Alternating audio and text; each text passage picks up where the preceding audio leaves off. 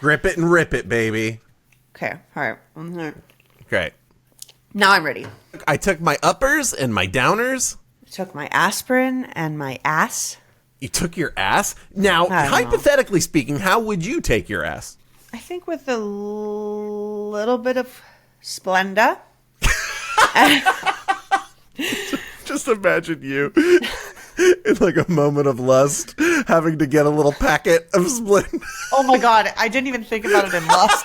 I just imagined like Starbucks, like a Starbucks ass. Like selling ass. You thought to yourself, oh, I just go in the morning and I order ass. a tall ass. Yeah.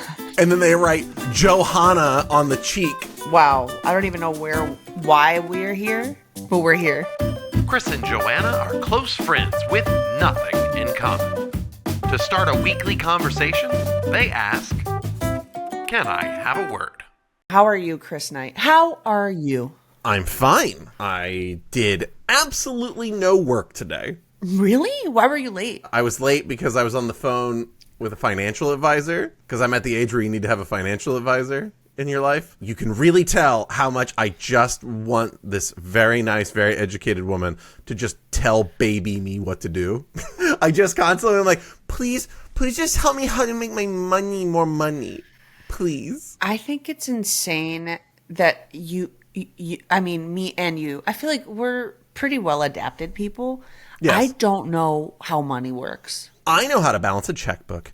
I know how to maintain a monthly budget.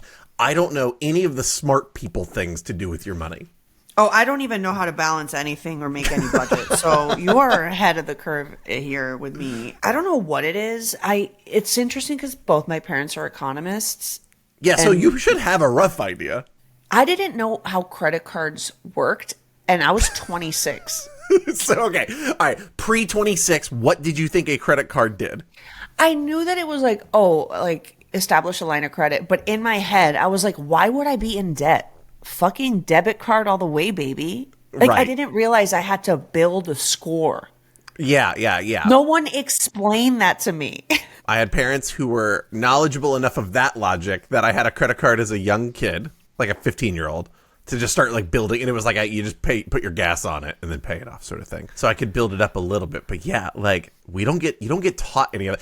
I still remember high school being like handing everybody fake checkbooks to like manually do the balancing of the thing. And in my head already was just like, I think I need to know a lot more than this, but nobody was giving that information out. We know everything about isosceles triangles, but I don't know how to survive in modern economy. I have an accountant. His name is Jeff. Holla at Jeff. Yo, Jeff. Jeff will be like, "Oh, I can walk through everything with you tomorrow," and I'll log on the phone call. And he talks to me, and I'm like, does this gentleman think I understand what he's saying? He's like, let me put it to you in a simple terms. You need your 1099s by August 12th, and we need to IQRS in the 20th percentile for your WQT. Do you know what I mean? And I'm like, for sure. Yeah, I don't know. I just let him ride. And then I'm like, I trust you with my life, Jeff. Jeff could be stealing all my money. I mean, he certainly could, because it sounds like you only hired him because he had a fun voice you could impersonate. Jeff is the type of person where I'm like, wow, human beings really are so different. Because that strikes me as maybe you got yourself a real everyman as an accountant. He's just like made to do taxes. Like this guy was born to just understand spreadsheets. Like this man was put on this earth for this reason. And he's passionate about it. I have recently made a friend out of a lawyer in property tax. And sometimes the way he talks feels like he put an Excel formula in and these are the words that came out of it. Like it's so foreign and like discoordinated. It's hard to follow sometimes, but he's an interesting character. So I keep him around. This country in particular, the U.S. is a country that is built around debt. Yes. You owing people money is the backbone of this entire economy. Right. Like you have to build up a score only by constantly saying I owed someone, then gave it back to them with interest. That's fucking weird. The path towards home ownership is great. Let's make sure everybody can owe a bank for 30 years. I don't own anything in my life. I don't own my apartment. I don't own my car. The bank owns it, and I pay the bank. Can't I just own it? People are like, no, don't do that. It's way better for you to owe money. I'm like, from all the movies I've watched, owing money is bad, right? The bank's going to send someone to break my legs, right? That's how it works in the movies. That's how it works in the movies. No, instead, you'll break your legs, and then you'll go bankrupt trying to pay for it. Well, we don't have the words to talk about the United States of America these days, but we can find a word on our show called Can I Have a Word? It's a very simple show. We just take a random word generator and we find a random word and we make it the focal point of our talk for a long period of time. It sometimes feels long, depending on if the word was any good. Sometimes I'm like scrambling. Sometimes I'm like, oh my God. Sometimes you show up dead 5 minutes in, so it's a little column A, a little column B with you. Thank you so much. Thanks for noticing. Yeah, of course, anytime. Okay, can I have a word? Sorry, I forgot my job.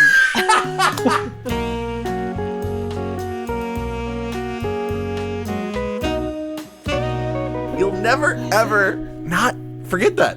It's crazy. The random word generator says our word is confusion. Perhaps a little fitting. Confusion. Maybe let's find the correct lane for our word here. Okay. Confusion, meaning I can't parse it very well, or that I'm not able to like follow the thread of a conversation. I don't know that I would say confusion is ignorance.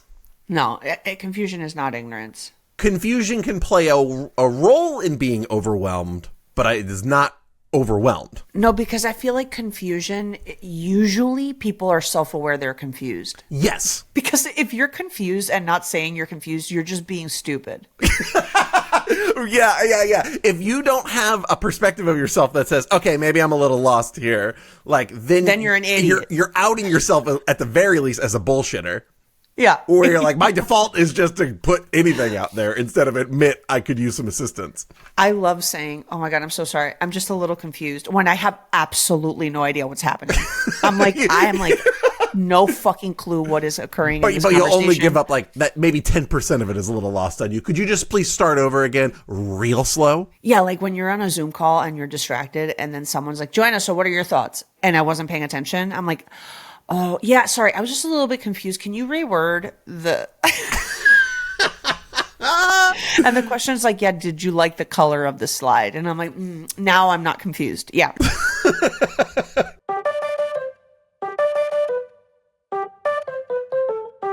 I feel very panicky when I'm confused. Like the panic feeling, meaning that like the walls are kind of coming in, like you're running out of time? No, I feel like confusion is like when you're in a hedge maze. You don't have the privilege of a different point of view or perspective to see how to get out of the hedge maze. You're just in the hedge maze.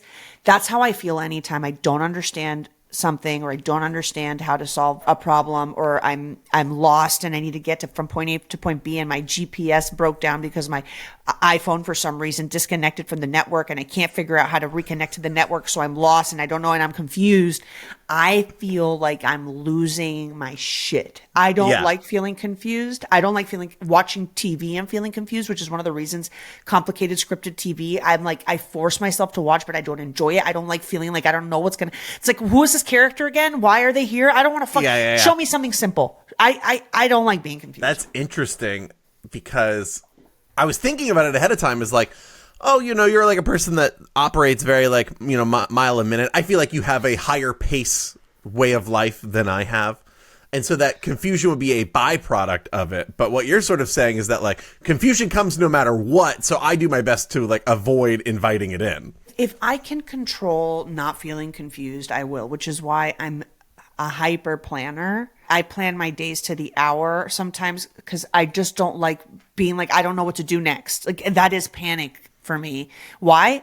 I don't know. It's not like I'm going to die. Right. It's like the stakes aren't that high, but they feel that high. I feel like you put yourself in situations where you're confused for fun. Yes. Yes. Yeah. The easy answer. Yes. I like the feeling of coming out of something feeling smart.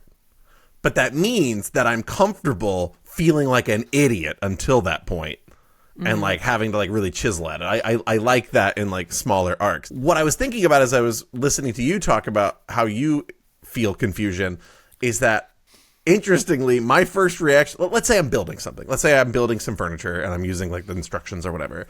And then like the first time I don't grok the instruction I'm being given, my immediate assumption is like, well, the instructions are wrong. Like, That's I have so much confidence in myself. You are such a man. It's like, well, now, first of all, I am using the instructions, so already I am a more evolved man than the stereotype. I didn't say, I'll just fucking wing it. But, like, yeah, my default is like, well, that's not right. And I'm not talking about myself. I'm talking about what they documented. Because it's obvious, X, Y, and Z. And then I'll just never to myself admit I got it wrong once I figure it out. I'll always just be like, well, that could have been explained better. Like, it'll be back on the explanation in some way. Because I can't be confused. I am good at this. That's so funny. I have the exact opposite situation for me. Whereas I'll like follow the instructions to the T, and then it's like, you know, the night table isn't stable, and I'm like, I'm an idiot. I fucked this up. I'm a dumbass. I did this incorrectly. I deserve the death penalty. And then a bit harsh, but we'll take it. My husband will come in and be like, oh, they put like the wrong, they gave you 2 of the wrong nails. Like, it's not your fault. And I just won't believe it. I'm like, I should have noticed the nails were wrong then. Fusion always feels like a my fault thing. But that's interesting that you say that, because that might have something more to do with other parts of our personality that are different. Like, you saying I should have noticed that the nails were wrong, like, says a lot about the ways in which you navigate life with like well, if a problem comes up, I'll spot it, but I'm not going to go looking for one. And I feel like I navigate often being like, how can I fix everything in my life to be the best it can be? I'm looking for problems, so therefore I'm looking for confusion. And you're much more confident existing in a space. If you look at our desktop right now, I think it would perfectly show this personality contrast. My desktop is, quite honestly, it share your screen. Oh my God, I'm scared. Share your screen right now. Oh, entire screen, right? Yeah. Share your entire screen. Now we might get a little. I'll infinity minimize. Window. Oh, whoa. Okay. First of all, I have so many things open. I have so many. Oh boy, I already see it. So many things open. Oh boy, Joa. Okay. So I just want to show you. I'm getting panicky. This is a bunch of stuff here. Like, do you see the right hand corner? Yeah. For the audio listener, this desktop on her computer right now is entirely overwhelmed with icons, to the point where the upper right corner of her screen is just all of the other icons on top of each other. They ran out of space. I have 2 desktops, and I don't know why. And when I have to save something or search it for an email, I spend approximately 2 to 5 minutes locating the document I need to find. I live a little bit in confusion. I just ignore the fact that I'm confused about it. Yeah. You are set up in a sort of chaotic method, but it is fine for you because you don't need those things at every point in time. The confusion is when the rubber meets the road on that, and it says, oh, crap, maybe I did need to know that sort of something, because now I don't know. But is that you correct? See, this is my fault. This chaos is fully my fault. It isn't like, oh, the world sometimes gets. No, I created this chaos. Yeah. And now I'm confused about how it functions. I put myself in this situation. Well, wow. We made it to therapy pretty quick this time. Yeah.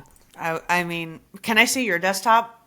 Oh, I can't. I actually cannot do it because of work. What? I'm sorry. I can't do it. Okay, then describe your desktop to me. I mean, it's completely empty. Oh, really? That's the answer.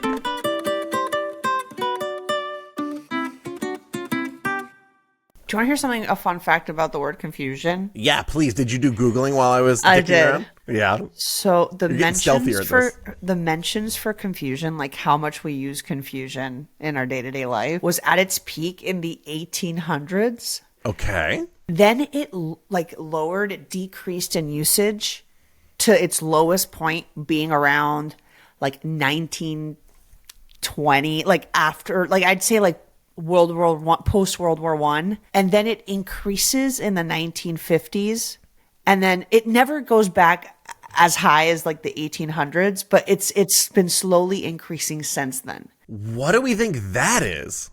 The 1800s, people were like, I don't know where the fuck I am. Like, what? I have no maps. I don't know what this is. I can't light anything up unless it's combustible. Oh, I have to go to a new country, a new land, and like herd oxen. I don't know. I feel like I'd be very confused in the 1800s. I wouldn't know what the fuck is happening. So then maybe at some point, so then when did it start getting in 1920? So we're talking like coming out of Industrial Revolution and Depression, where everybody's just like, well, what matters in life? Nothing. I'm good. I mean, after the First World War, I'm assuming people were just like, I just want to do what I know how to do and not go out there seeking trouble. I want to keep it simple, stupid. Keep it simp. I think keep it simp is a little bit different. Oh, right. Keep it simple. And then it started increasing in the 1950s, where we saw, at least in the States, so an increase towards the conventional, the suburban, the fitting in. Yeah. Suddenly you had to learn how your microwave worked. The 1960s was a revolutionary time in the U.S. and in the 70s as well. I think maybe globally, I don't know, but like, you know, the sexual revolution, women's revolution, civil rights, like so many things happened during that time that I feel I'd be very confused about. I would use it. I'm confused about all this. Well, it sounds like to me, a little bit of what I parse out of that is that maybe the word gets used more as you get older, because the things keep changing and they're not the way you remember them to be, and now you're confused. How often do you hear your parents now admit that they're confused? Because mine... Oh my God, all the time. I feel like I'm constantly having to explain to my mom how to like send a photo to me on her phone. Or my dad is a person who likes to know how to do things, so he doesn't admit he doesn't know how to do things, but I watch him fumble on that phone a whole lot. And I feel bad because I have so little patience for my mom when she's like, I don't understand how these remote work. I'm like, God, Mom, what the fuck? How are you so stupid? And it's like, this woman literally, the technology that was around when she was my age was completely different. Yeah. And I expect her at the age of 70 to adapt. Like, she went from like having pen pals to WhatsApp. Oh my God. And boy, does she love WhatsApp. So that, God. You know what? That's funny. I find WhatsApp confusing. Okay, wait, really? Yes, I find WhatsApp... It's because you're not Latin. You're not It Latin. is entirely because I'm not Latin, nor am I in big groups where I need to use it. So when I use it, it's for like a specific occasion. But like, why does the background look like tacky wallpaper? Why is it so loud, but the font is also so small? I think it's there to be a little bit Baroque. It's there to be, you know, oh my God, you're here to talk and we're excited you're here to talk. When you look at the Apple interface, it's like, this is simple. We're going to summarize it using AI. This is like, you know, very American. WhatsApp is very Latin. It's like, quirky little background. Look at these little stickers you can use. Like, it's a chat window that makes you think you're whispering about something in the corner. Yes. Yeah. Okay. I think that's funny. I think that your confusion stems culturally, though. I've never been one to shy away from the ways in which I can show up ignorant and confused. It is funny, though, to like, I am a very tech-savvy person, and then I end up in these apps that are just, I mean, to your point, sort of not made for me, and I have no idea why they function the way they function. Well, Kris, what can I say? You can't master all of technology. That is you forcing your way out of this topic and into a new one. I'm so bored by this goddamn stupid topic.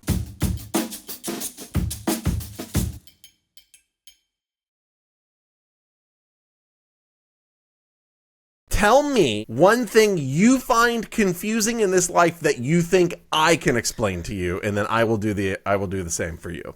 Bro. Okay.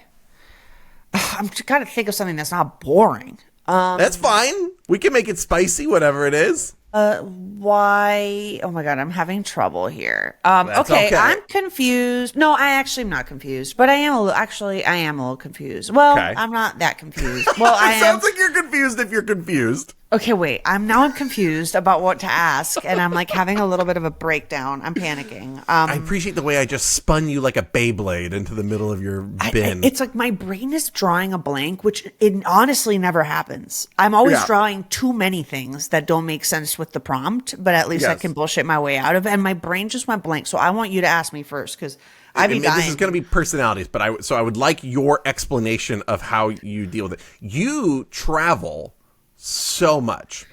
I feel like you're constantly in other places, and I am confused as to how you can feel grounded when you're in so many different places all of the time. I don't. It's actually a big point of anxiety to me.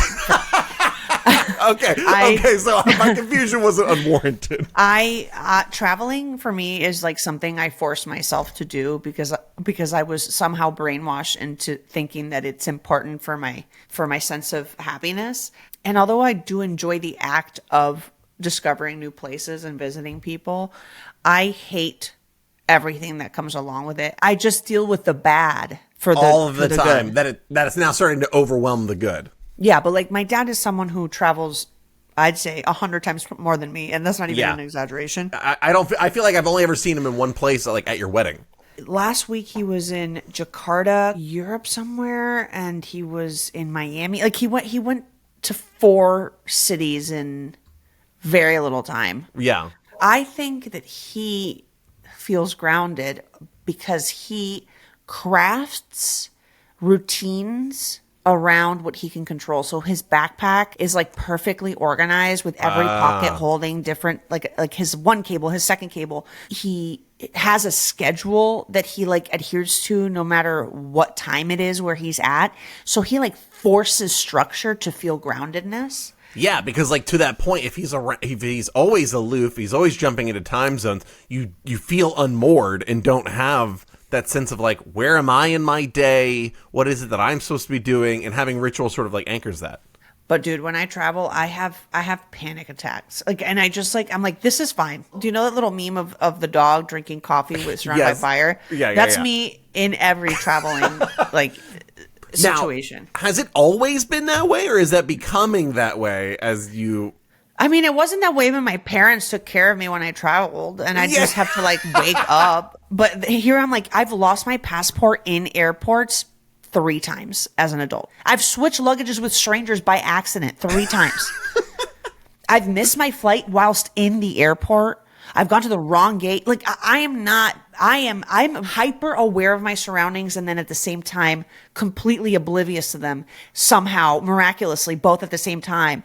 And no matter how much I try to make it a safe place, like I can't, the unexpecteds and the unknowns are something that I have trouble navigating.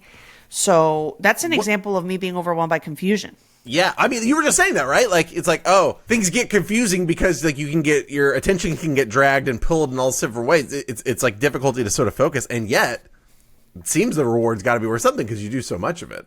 And maybe that's changing. Maybe you're not going to travel as much anymore, or you're going to chill it out, or going to be more intentional about it. Who knows? I'd rather drive somewhere than get on a fucking plane. I'll tell you that much. I sound like my goddamn dad. My father moved to Memphis, Tennessee, and said, finally, I can drive to all of my children's homes. And I said, Dad, I live in New Jersey. That's 16 hours away. And he said, I can do that in a day. Oh, without my God. hesitation. If I wasn't so used to plane travel, because like the first time I got on a plane, I was 3 months old. So I've just been on planes forever. But I am terrified of them. Like sitting next to me on a flight, I'm the worst. You know that in Bridesmaid, that woman who's having like a panic attack, and then Kristen Wiig sees a colonial woman on the plane on the wing. Like I think I'm like both of them wrapped together. I contain multitudes. I will both freak out and also try to control the freak out. I'm confused as to how this thing is suspended in the air. And we're like in it. It just, the whole thing, I can't wrap my head around it. And when I can't wrap my head around something, I feel fear. Some people navigate the world where it's like, if I don't understand the thing, it might as well be magic. But like, it works, so who am I to question it? And then for others, sounds like for yourself, certainly for me at times, if you don't know exactly what is happening, it is a point of anxiety and stress and fear. It's like, well, with my computer, I'm like, I'm not going to die. So it's fine that my computer is messy and I don't know how the computer works and I don't know how a microwave works and I don't really give a fuck. Yeah. But like, I don't understand how a needle can go into my vein and draw blood and come out and that like blood doesn't just stream out of me uncontrollably. Like I don't understand that. It freaks me out and getting my blood drawn is a terrifying experience, as is being on a fucking plane. It's like cars are so much more dangerous. It's 1 in 5,000 chance that you like get hurt in a car accident, and then it's like 1 in 500,000 with a plane, or even more. I think it might be It's more. like a very high, it's very low probability that you'll be in a plane accident. But I versus car. get a car. I get what's happening. You took a class to learn how to drive the thing, and now I you feel. know. I look at those little tires spinning, and I know where I'm going. On a plane, I'm like, we're in a fucking cylinder in the sky, and I'm drinking like Diet Coke, watching fucking New Girl, and we're in the sky. Like, no. Anyway, you're not scared of flying. I'm not scared of flying. No. Oh, must be nice. I half the time you ask me these questions and the answer is no, and then you think I'm bragging, and instead it's just I'm an arrogant fuck. You know what I mean? I love that about you. I feel like I wish I was more arrogant because I think it makes life more doable. Confidence, false or not, will get you places. Like, and it has everything to do with carrying yourself without a hesitation, but it's also like kind of why like stupid people feel invincible. You know what I mean? Someone who's like, I need to speak to your manager feels like they can get away with anything because it's like they're actually not aware how they all fit into the world. They're a little like self-indulged and self-interested. What is that quote? Which is like, it's such a shame that the people that doubt themselves the most are the smartest, and the people that doubt themselves the least are the dumbest, or something like that. Not that you're dumb. You're very Sounds smart. exactly right. But I do doubt myself a lot. You doubt yourself a lot. You just don't. If you feel certain about yourself and your skill level in something or your understanding of something, I feel like you're not going to buckle. I feel certain that like no matter what, whether it's like pass or fail, it gets resolved. It's on me. And so that gives me the confidence to be like, well, I need to rise to the occasion and do it. But it also means I'm very hard on myself if I can't do something, right? So that's probably where that blame something else sort of happens. Is like, I can't take a defeat right this second. I'm still in the middle of it. You made me think of something with the blood draw, though. Did I ever tell you in high school I donated blood? The only time I ever tried to donate blood was at like a high school blood draw. The nurse puts the needle in my arm and blood starts to go down, but then it like stops. And then it starts going up, like back into my body. And she out loud, not like very loud, but enough that like maybe she thought I wouldn't hear. But she certainly went, huh, that's weird.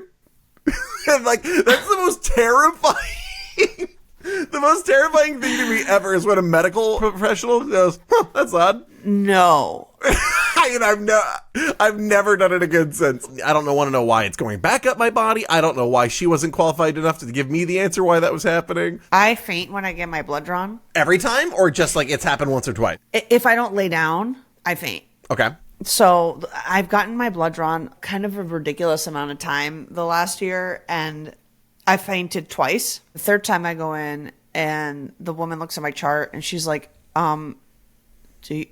do you want to like lay down? And I'm like, oh, is that an option? I just thought fainting was just part of it. I just thought I was supposed to fucking fall down. I see, that's me just assuming I'm in the wrong. Yeah. And you know, I'm like, oh my God, I'm in the wrong. Like I should, you know what I mean? No, but you are bringing up like probably the most confusing part of my life, which is that like, I don't know how to navigate like medical at all. In what way? I don't have the patience for a doctor not knowing exactly what's going on. And instead, if it's confusing or it's like, we'll just do some tests. And if all the tests say no, then they just sort of like move on. It drives me nuts. I have other people in my life where they go to the doctor, they tell them exactly what they need. I want this prescription, They like know how to make the system work for them. And I am completely idiotic and not confident. And I feel like I'm just like bewildered, hoping that they like hold my hand and take me the whole way through.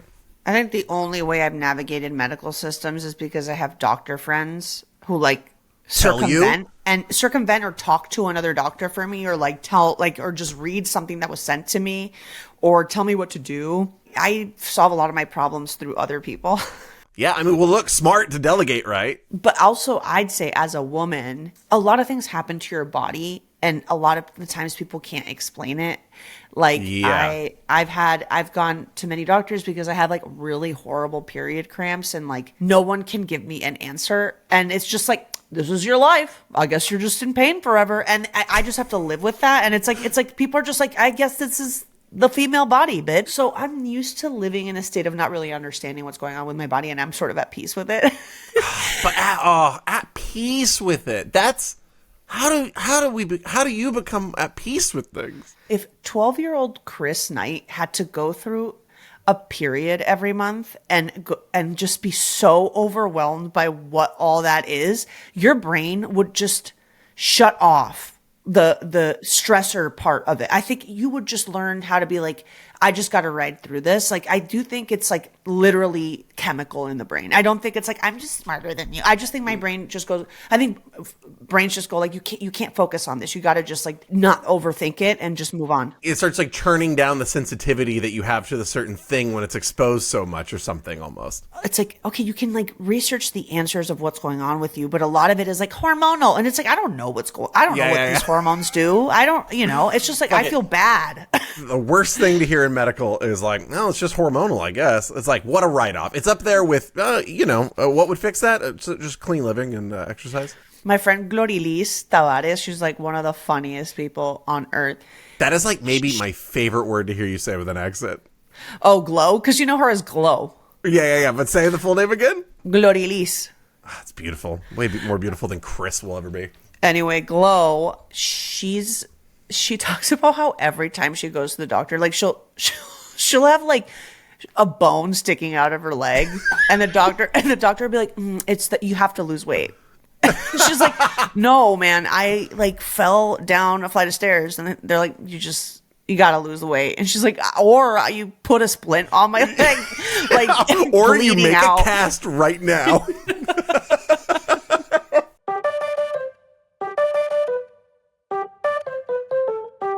I do find the medical system here in this country very confusing. A lot of it has to do with insurance. A lot of it has to do with, not being sued. So doctors can't really describe and explain things clearly like a normal person. They have to cover their ass. It's all like a fucking haunted house where you're walking through just trying to get out. And you're like, why am I being scared at every corner? I didn't sign up for this. I thought this was the cafeteria. Like, that's how it feels like. And it's awful. Yeah. It's also challenging as you get older because, like, before I'd get sick and my mom would be like, you got to go to the doctor. And now I get sick and I'm like, I don't even know what doctor. Because a general practitioner, I firmly believe, doesn't actually do anything. I think you know what they are? I think they're glorified secretaries. Yes, that's what it feels like. Last time I went to a general practitioner, they literally just stayed on a laptop the whole time and like ordered me a bunch of tests. And I'm like, well, ChatGPT could have done that for me these days. Yeah, what a great job. You like don't even have to touch your patient. No. You just like tell them, oh, your throat hurts. You got to go to a throat doctor. That'll be $400. You still get to wear the coat, which is one of the reasons you took the job in the first place. Did I tell you about how one time I had a panic attack in a CVS while I was ironically paying for my anti-anxiety medication? And my hands clamped up, like I couldn't move them. Like, you know how you develop flippers? Yeah, like how an Italian like kisses their hand mwah, to say like mwah, perfectissimo, right? My hands were stuck like that, and I couldn't move. And then there was an urgent care like right next to CVS, and I was like, I think I'm dying. Yeah. And I went in there, and by the time the doctor arrived, I had calmed down, and I was like, hey, yeah, I calmed down. Like I think maybe this was a panic attack, and he's like, okay, yeah. And then they charged me $800 because you asked him to confirm if it was a panic attack. How dare you? And then I had another panic attack because of how expensive that was. And I had to go back. No.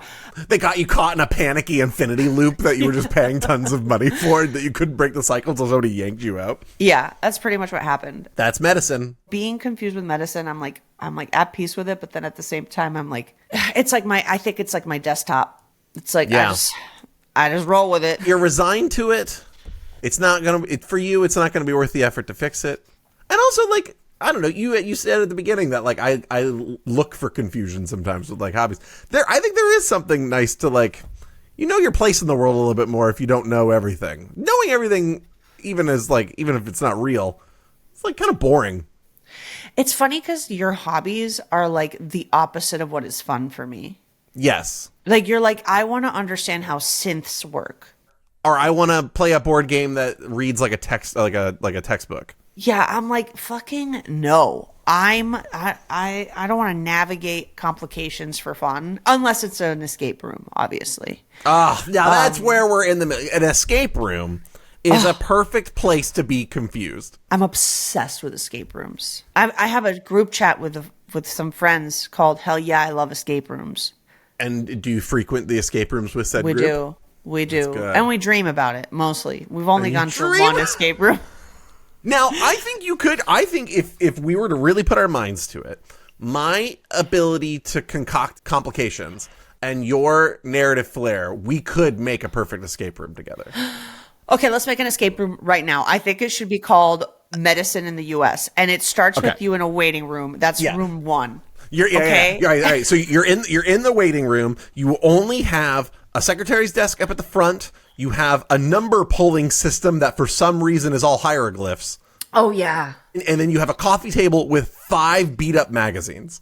And the magazines all spell out in English what you have to translate in the hieroglyphics. Yes. But then there's like, for some reason, an eye exam in the waiting room. I was going to say eye exam too. There's an eye exam chart right away that when you put the magazines up in a certain way, they lock in and they tell you a code. And then you can go into the hallway, and the hallway has a bunch of doors that look exactly the same. And they say, oh, just keep going straight to the left. And there's no left. There's no numbers. There's just 4 little flags of different colors, and they're all pulled out in different combinations. And you have to figure out which room you can go in. And if you go into the wrong room, you may get murdered by an angry nurse. It's like scary. On the wall, there's like a picture that has a whole paragraph of written text about Alan Turing.